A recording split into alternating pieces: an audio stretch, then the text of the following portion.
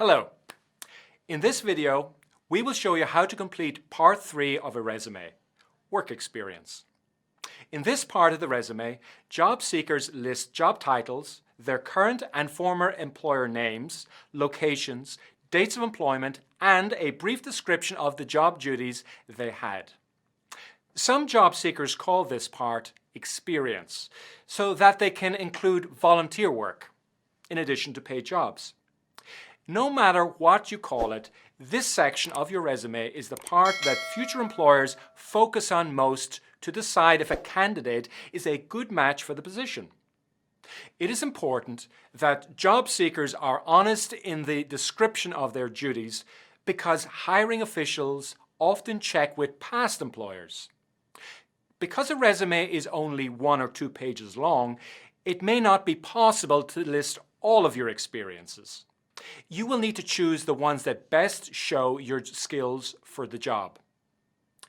Job seekers list their experience in reverse chronological order.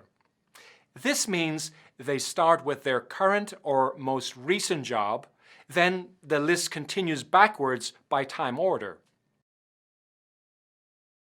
Each entry is separate, but contains all of the following information: job title, employer name, location, dates of employment, and a brief description of the job duties.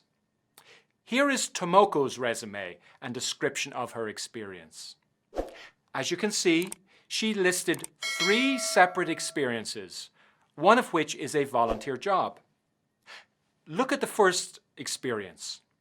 On one line, she lists the job title, office assistant, then the employer and the location together, University of California English Language Programs, followed by the years of employment, 2009 to present. The next lines are verb phrases that clearly describe what she does or did. Notice the use of present tense verbs because this is her current job. You should also notice that the verbs used are called action verbs because they clearly explain what a person is doing. Her verb choices manage, develop, and train are actions that also show some of her skills as an employee. From this list, an employer would learn that she has computer skills and she can work well with a lot of other people. We will learn more about action verbs in video 8. When describing experience, many job seekers use a bullet list of 3 to 5 lines. There is no punctuation at the end because these are not complete sentences. It is important to be as clear and detailed as possible, but in a small amount of space. Remember that employers want to know how you are different from other candidates. Think about what you have done well in past experiences and include those details with strong verbs. For example, did you make your company more efficient or organized?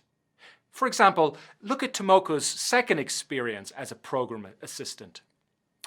You can see that she has arranged special events and organized the office to be more efficient. These actions show the reader that she is well organized. This is an example of personal trait skill that is valuable to many employers. Let's review what you should include in part 3 work experience. Begin with your current or most recent job and continue to list experiences backwards in time order. For each experience that you include, write the job title, the employer name, location, date of employment, and a brief description of the job duties.